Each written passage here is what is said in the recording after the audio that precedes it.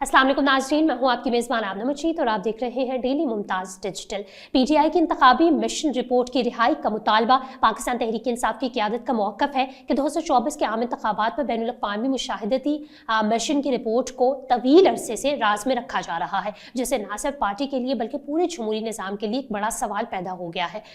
PTI का कहना है कि इस रिपोर्ट में इदारा जाती निज़ामी धांधली, जानिबदारी और इमरान खान समेत पार्टी के मेंबरान को जानबूझ के निशाना बनाने के इल्ज़ामात शामिल हैं, मगर ये रिपोर्ट अभी तक अवामी सतह पर पेश नहीं की गई। पीटीआई के मरकज़ी इत्तलाती सेक्रेटरी शेख वकास सकरम ने खास तौर पर निशानदेही की कि रिपोर्ट की लीक शुदा कॉपी इन तमाम शवाहात की तस्दीक करती है जिन्हें पार्टी पहले से उठा रही थी। इंतखाबी अमल शफाफ नहीं था। उनका कहना था कि रिपोर्ट पब्लिक करने में ताख़ीर का मतलब है कि रियासती और इंतखाबी इदारे इंतखाबात के नताइज और अवामी एतमाद को जरूरत मशकूक बनाना चाहते हैं। पिछले दिनों में ड्रॉप साइट न्यूज के जरिए ये दावा सामने आया था कि कॉमनवेल्थ ऑब्जर्वर ग्रुप ने रिपोर्ट मुकम्मल करने के बाद इसे दफन करने की कोशिश की, यानी रिपोर्ट को बंद कमरों में रोक कर इसे मंजर आम पर ना लाया जाए। हालांकि रिपोर्ट हुकूमत और इलेक्शन कमीशन ऑफ पाकिस्तान को फराहम कर दी गई है।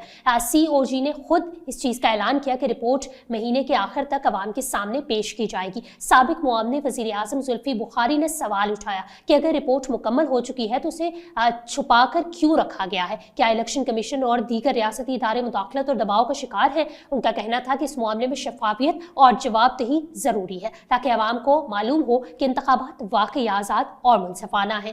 PTI ने कहा कि क्या थे या नहीं थे, मामला सिर्फ एक सियासी तनाज़ा नहीं बल्कि सियासी जंग है जिन्हें वो अदालत और अवामी राय के जरिए लड़ रही है। इमरान खान ने यह साबित किया कि PTI की क़यादत ये चाहती है कि जमहूरी मैंडेट को कमजोर करना, इंतखाबी हुकूक को महदूद करना और इंतखाबात के नताइज पर गैर आईनी असरअंदाज होना काबिल कबूल नहीं। रिपोर्ट का अफशा इसलिए भी अहम है कि अगर किसी ने गलती की है तो इसकी जवाबदेही हो और आइंदा इंतखाबात में PTI चाहती है कि इसकी शफाफ तरीके से तैयारी हो और ये चाहती है कि माजी की गलतियां दोहराई ना जाए और इंतखाबी निज़ाम में दर्जशुदा हामियों की इस्लाह हो। पार्टी का मौक़िफ़ है कि इंतखाबात और फॉर्म 45 के नताइज की ताख़ीर और दीगर कानूनी रास्तों में रुकावटें और मोबाइल नेटवर्क्स बंद होने जैसी वाक़यात इंतखाबी मेरिट और अवामी मैंडेट को मुतासर करते हैं और ये रिपोर्ट इन मामलात की बुनियाद पर अवाम के शकूक को जायज़ ठहराती है।